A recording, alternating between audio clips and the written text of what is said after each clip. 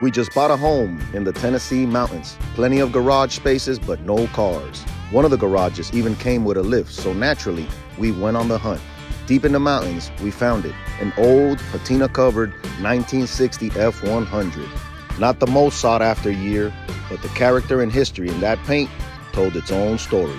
It's already been body swapped, but we've got no clue if it even runs.